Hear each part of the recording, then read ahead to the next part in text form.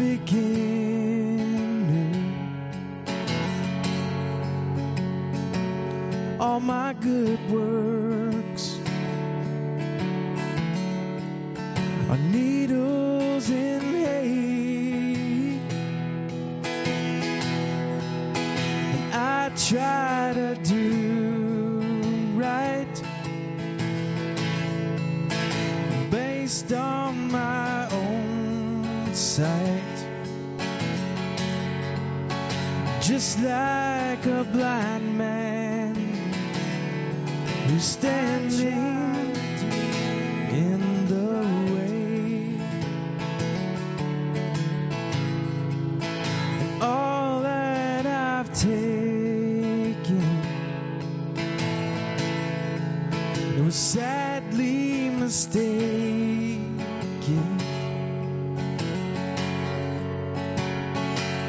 to bleed for my own, for my sake. Now everything I have was stolen or borrowed. All that I've taken is much more than I can take. I was a fool in the quickness of the sand. I was a leper trying to save my own skin.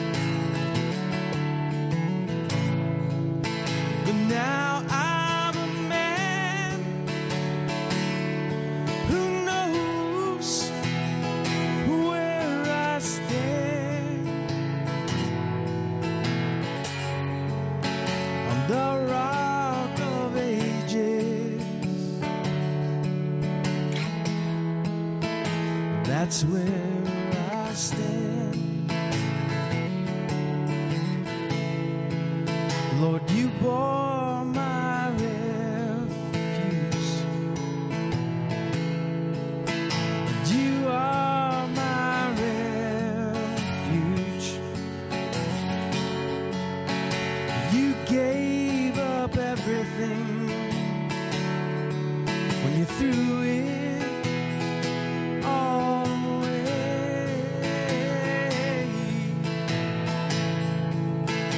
You gave me life new. You carried my weight through the evening to the morning and to the day. I was a fool in the quickness of the sand. I was a leper trying to save my own skin. But now I'm a man who knows where I stand on the rock of ages. Jesus, that's where I stand. On the rock of ages. Jesus, that's where I stand.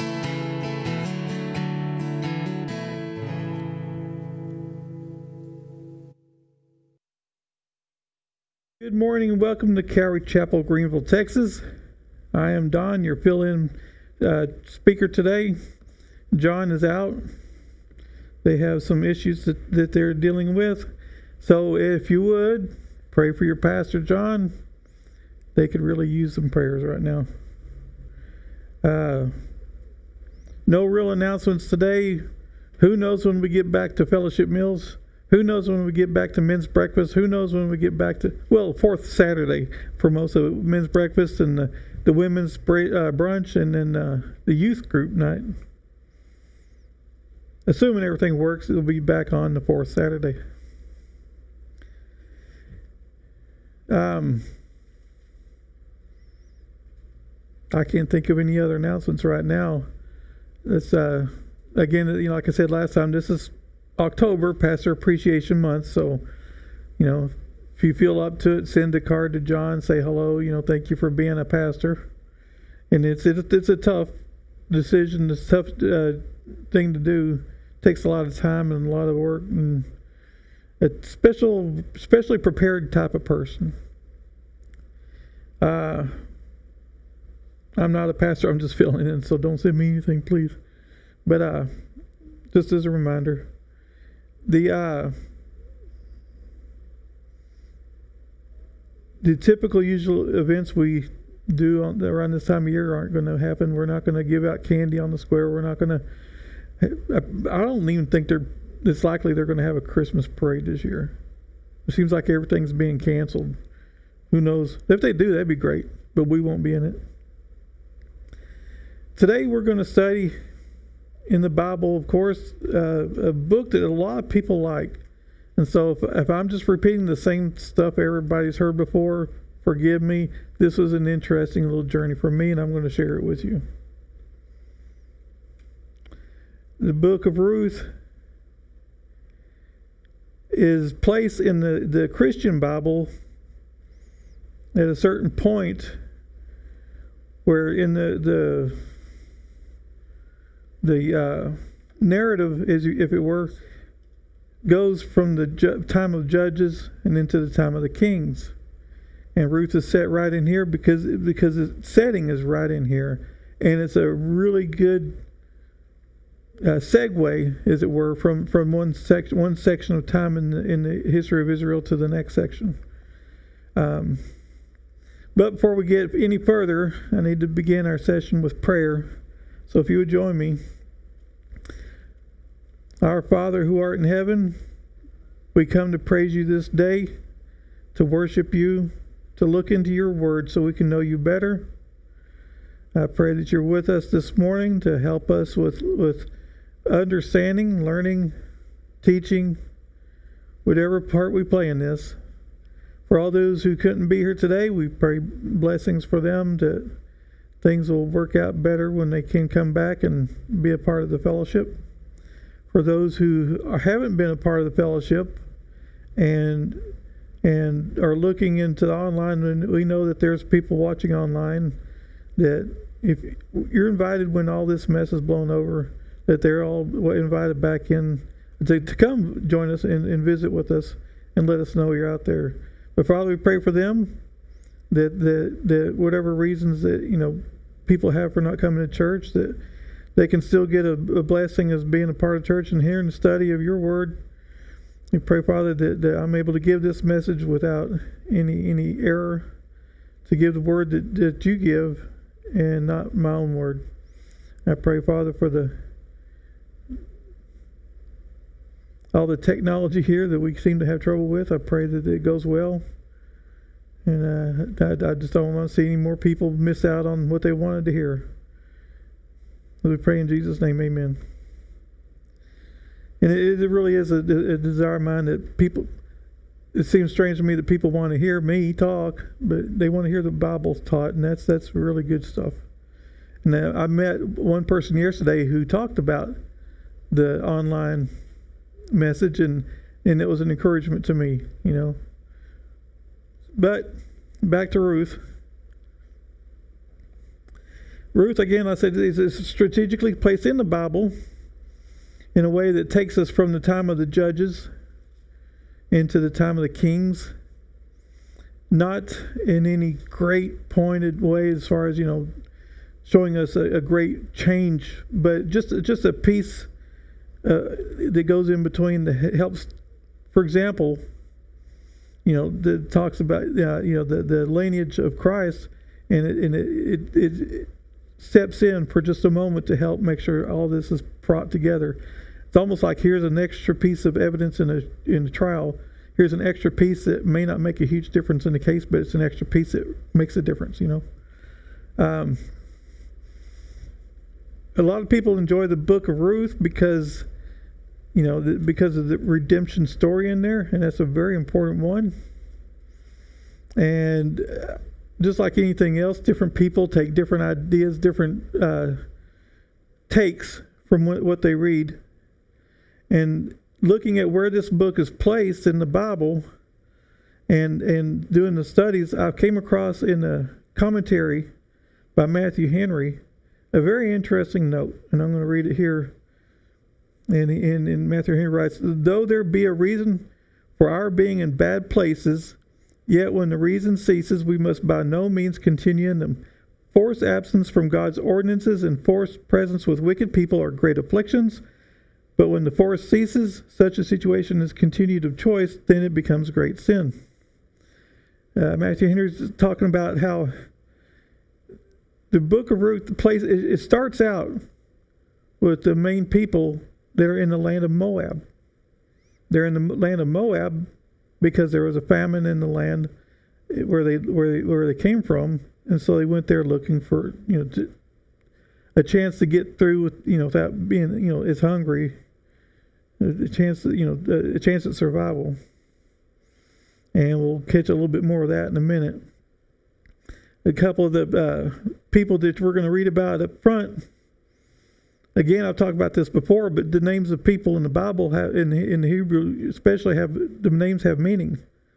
And I thought it was just an interesting note that when we start out, we have Elimelech, who's the son of the husband of Naomi, whose name means "my God is King," and Naomi, his wife, whose name is Pleasant.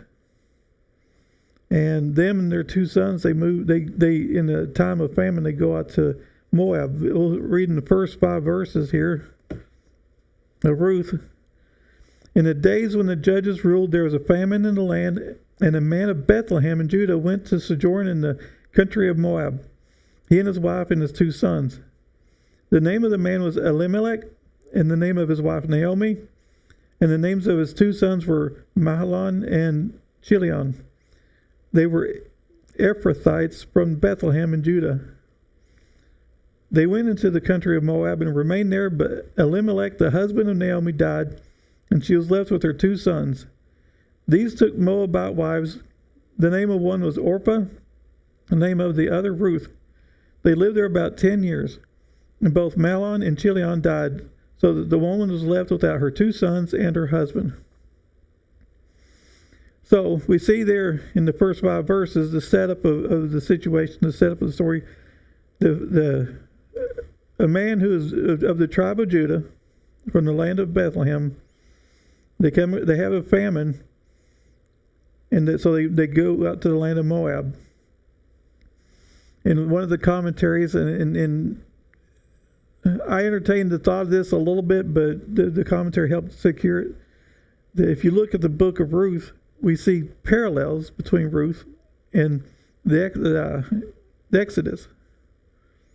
In the story of Israel in the book of Genesis, where you had the family of Joseph there in the land, and there came a famine, and so they eventually find themselves moving to Egypt to find food.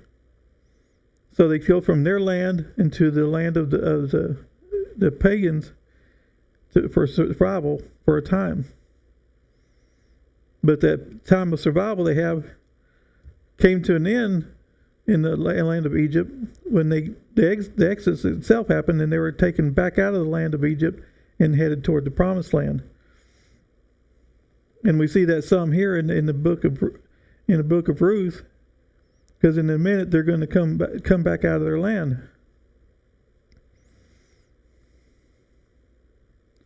But while they're in that land, it shows that Naomi didn't just lose her husband, she also lost both of her sons.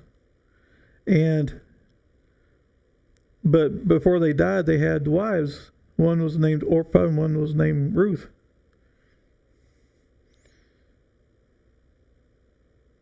And then in the next verses, in verses 6 through 18, we're going to read about their return, their exodus, their return from the land of the pagan land. In verse 6, then she arose with her daughters-in-law to return from the country of Moab, for she had heard in the fields of Moab that the Lord had visited his people and given them food. So she set out from the place where she was with her 2 daughters-in-law, and they went on the way to return to the land of Judah. But Naomi said to her 2 daughters-in-law, go, return each of you to her mother's house. May the Lord deal kindly with you, as you have dealt with the dead and with me. The Lord grant that you may find rest, each of you in the house of her husband. Then she kissed them, and they lifted up their voices and wept. And they said to her, no, we will return with you to your people. But Naomi said, turn back, my daughters, while you go with me. Have I yet sons in my womb, that they may become your husbands? Turn back, my daughters, go your way, for I am too old to have a husband. If I should say I have hope, even if I should have a husband this night and should bear sons, would you therefore wait till they are grown? Would you therefore refrain from marrying? No, my daughters, for it is exceedingly bitter to me for your sake that the hand of the Lord has gone out against me. Then they lifted up their voices and wept again. Orpah kissed her mother-in-law, but Ruth clung to her. And she said, see, your sister-in-law has gone back to her people and to her gods. Return after your sister-in-law. But Ruth said, do not urge me to leave you or to return from following you. For where you go, I will go, and where you lodge, I will lodge. Your people shall be my people, and your God my God. Where you die, I will die, and there will I be buried. May the Lord do so to me, and more also, if anything but death parts me from you. And when Naomi saw that she was determined to go with her, she said no more. And in these verses right here, I think is the main focus a lot of people have on the book of Ruth. Because you're seeing where Naomi's going back to her homeland, and then the 2 daughters, the 2 Moabite, women that married her sons, they were told to go home, but one wouldn't. She wouldn't return to her family or to her gods. She wanted to return Naomi to Bethlehem to go live with her people and worship her God. And this is a very good example of how not just the Jews sought after God in the Old Testament. It wasn't just the Israel people who were, worshiping God, but it was other people too. For example, like you see in the book of Jonah, where he was sent by God to go to Nineveh to preach to the people, and despite his reluctance to go, he ends up going. He's prophesied before the people of Nineveh, and they repented. So I think that those are 2 really nice examples of how, we think of, some people think in the Old Testament where God was just for his people, and there's no way that, he could be available to the other people. There's a sense of it where that's established toward the people of Israel, but that was also established for them to say, okay, we need to stay within our kind, not to intermarry, for example, to the other nations, because there's too much potential for the other nations' people to bring their gods, their religious beliefs, and then muddy up the people of God in Israel. But for Naomi and Elimelech, they moved off to Moab. Their 2 sons married 2 Moabites. So here they are in a kind of disobedience, but just because they were disobedient doesn't mean that God's going to work this all out for good.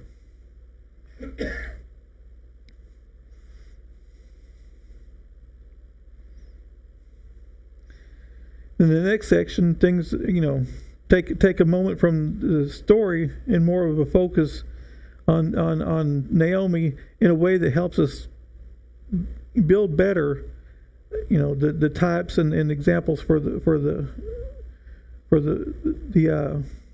doctrines of redemption and things like that.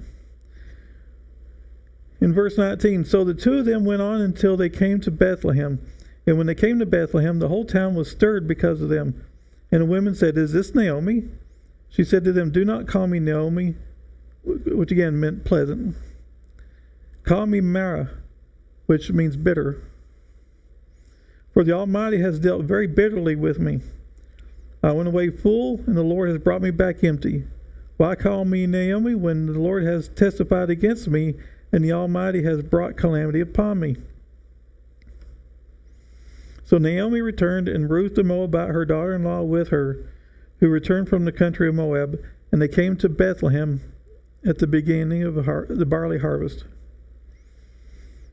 So see, this helps kind of reinforce part of what the book of Ruth is trying to do, and showing this tie-in, but along the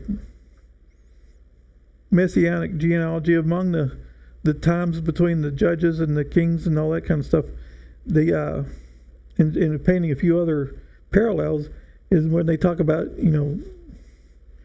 they returned to Bethlehem, to her people, even though she didn't want her people to look at her in a good way because of what happened. Although they welcomed her, she didn't really want the welcome like that. But also it helps to set up the kind of the time, the understanding of how this is all going about. And he tells us right here that they came at the beginning of barley harvest, which takes us into the next part of the story, where this is the part where Ruth will end up meeting Boaz. And this is a time during the harvest. And one of the things that's really going to be a big part of this change of events is that you see here that Ruth, although she's a Moabite, but she married into this family, there isn't like it just happened back-to-back events. There should have been some time in there because she knows about the laws and the customs of the Israelites. And you see that here. She has a really good understanding of how things ought to work. In chapter 2, we start off with, "Now Naomi had a relative of her husband's, a worthy man of the clan of Elimelech, whose name was Boaz. And Ruth the Moabite said to Naomi, 'Let me go to the field and glean among the ears of grain after him in whose sight I shall find favor.' And she said to her, 'Go, my daughter.' So she set out and went and gleaned in the field after the reapers. And she happened to come to the part of the field belonging to Boaz, who was of the clan of Elimelech. And behold, Boaz came from Bethlehem, and he said to the reapers, 'The Lord be with you.' And they answered, 'The Lord bless you.' Then Boaz said to his young man who was in charge of the reapers, 'Whose young woman is this?' And the servant who was in charge of the reapers answered, 'She is a young Moabite woman who came back with Naomi from the country of Moab.' She said, 'Please let me glean and gather among the sheaves after the reapers.' So she came, and she has continued from early morning until now, except for the short rest. Then Boaz said to Ruth, 'Now listen, my daughter, and do not go glean in another field or leave this one, but keep close to my young women. Let your eyes be on the field that they are reaping, and go after them.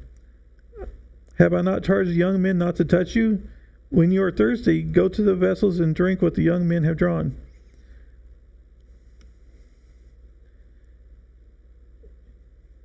Then she fell on her face, bowing to the ground, and said to him, 'Why have I found favor in your eyes that you should take notice of me, since I am a foreigner?' But Boaz answered her, 'All that you have done for your mother-in-law since the death of your husband has been fully told to me, and how you left your father and mother and your native land and came to a people that you did not know before. The Lord repay you for what you have done, and the full reward be given you by the Lord, the God of Israel, under whose wings you have come to take refuge. Then she said, I have found favor in your eyes, my Lord, for you have comforted me and spoke kindly to your servant, though I am not one of your servants. So we see in here in this first part of chapter 2 that Ruth understands about the gathering of the leftovers of the harvest, and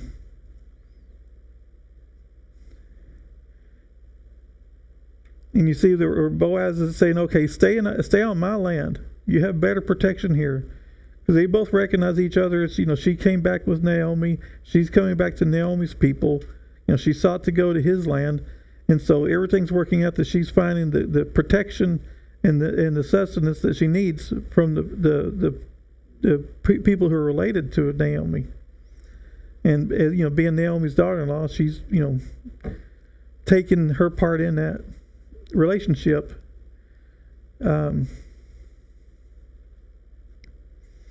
It's a very interesting little spot here in verse 12, and he says, "A full reward be given to you by the Lord, the God of Israel, under whose wings you have come to take refuge." So there we see provision and protection of God for His people and the people that are with them.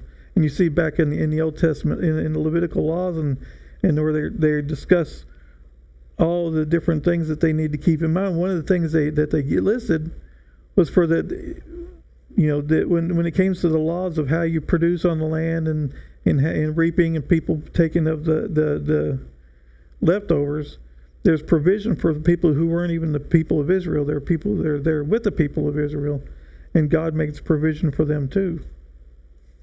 It kind of goes back to when I was talking a minute ago about when you have people that were not of the Israelites that were, come into faith of God, Nineveh and people like that. God provides even for the people that, more than just the people that are recognized as the people of God.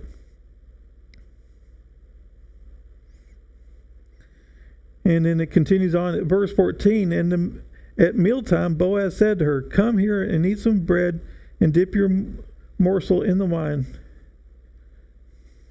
So she sat beside the reapers, and he passed to her the roasted grain, and she ate until she was satisfied, and she had some left over.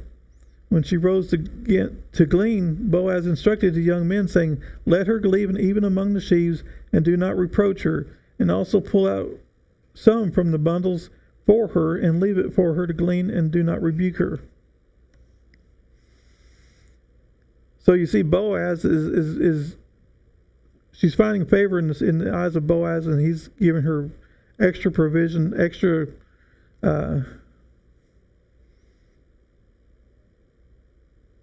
that word just left my mind. Extra, just he's providing extra for her, a little special extra to make sure that, because he knows that he's not just feeding her; he's feeding her and Naomi as well.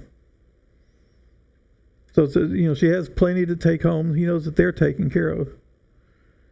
Also, it's kind of a as she gains favor in his eyes, he's showing that little extra kindness to her. And I think that we can see types and examples of that today, but not strictly. But we can see that God provides for His folks, and other people are blessed from that, which I think is a really good picture there. And we see that this continues on through the end of the harvest. At verse 17, start reading. So she gleaned in the field until evening. Then she beat out what she had gleaned, and it was about an ephah of barley. Then she took it up and went into the city. Her mother-in-law saw what she had gleaned. She also brought out and gave her what food she had left over after being satisfied.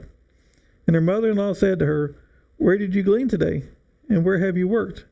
Blessed be the man who took notice of you." So she told her mother-in-law with whom she had worked, and said, "The man's name with whom I worked today is Boaz." And Naomi said to the daughter-in-law, "May he be blessed by the Lord, whose kindness has not forsaken the living or the dead." Naomi said to her, "The man is a close relative of ours and one of our redeemers." And Ruth the Moabite said, besides, he said to me, you shall keep close by my young men until they have finished all my harvest. And Naomi said to Ruth, her daughter-in-law, it is good, my daughter, that you go out with his young women, lest in another field you be assaulted. So we're getting a little bit further into the relationship that's growing, and you see where God's provisions are more than just some food, and more than just, okay, we found a relative who can help us to be safe. We found here that they are seeing the blessings already. They're seeing the opportunities to be taken care of, and they praise God for it. But now we're getting closer to the end of the harvest. And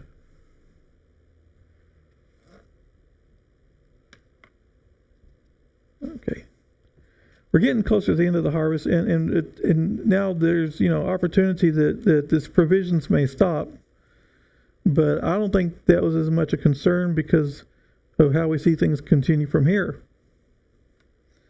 In chapter 3, we begin verse 1. Then Naomi, her mother-in-law, said to her, my daughter, should I not seek rest for you, that it may be well with you? Is not Boaz our relative, with whose young women you were?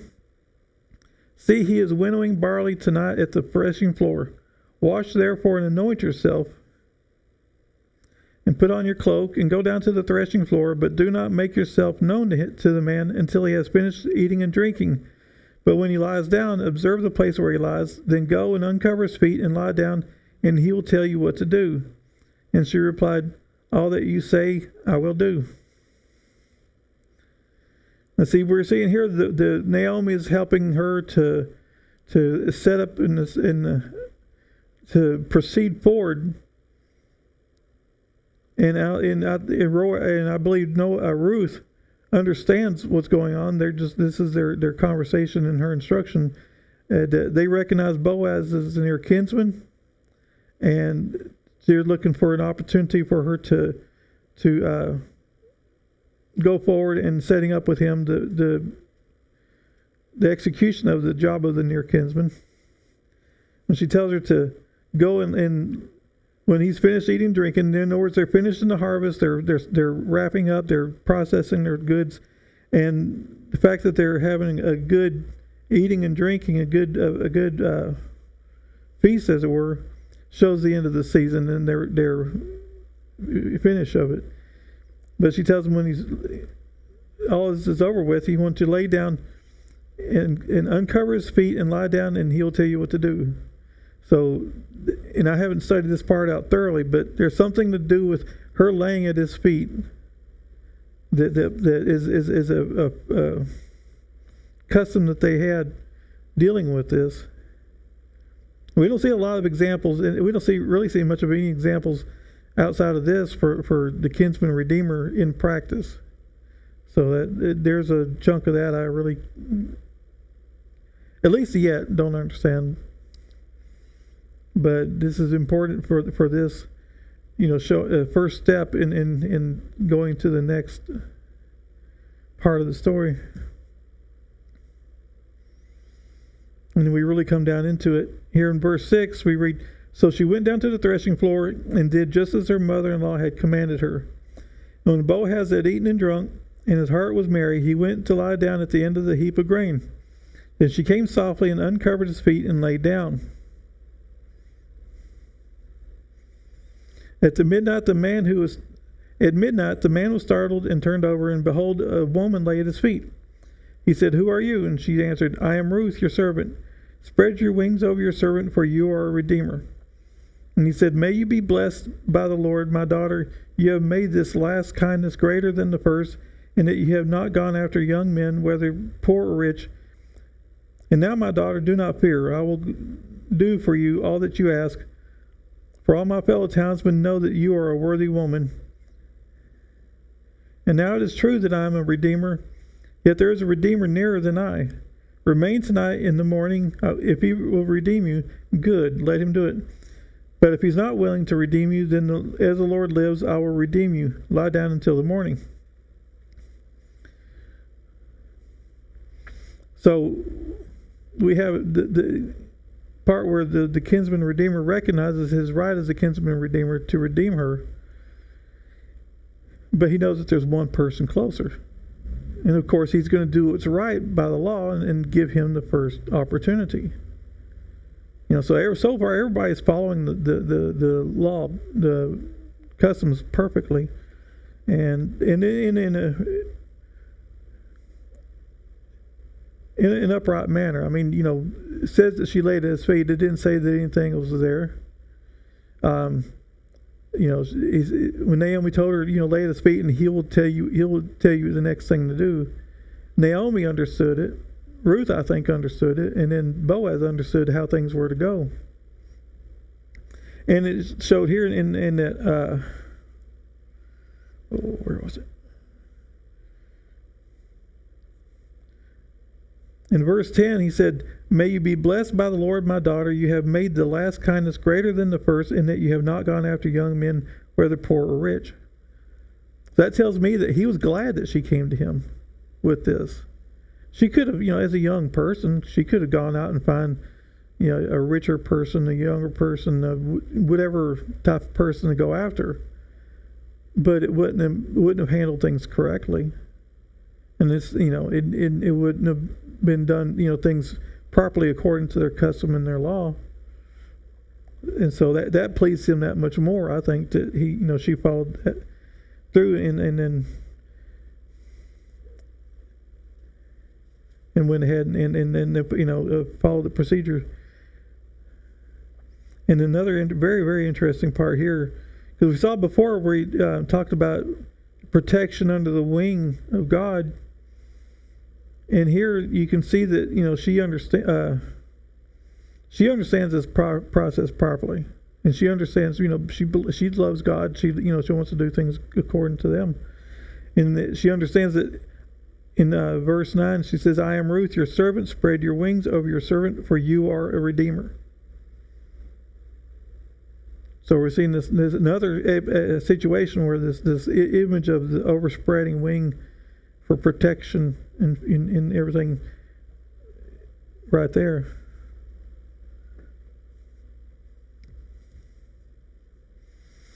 Now Boaz is going to proceed with the next step like he told her.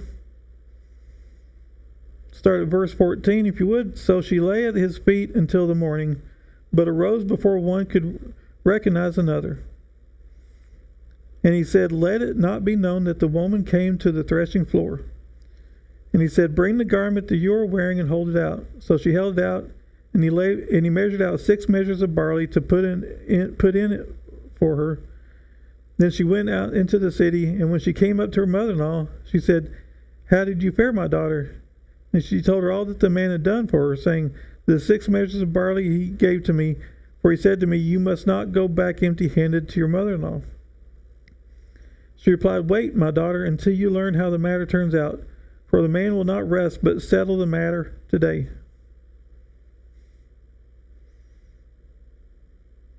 And so,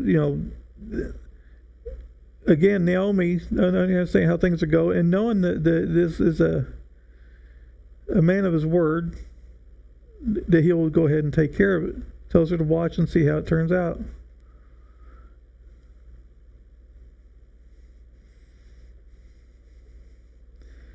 In chapter 4, we get to see the other side of the kinsman redeemer, more of the inner workings of, more of the process put in action.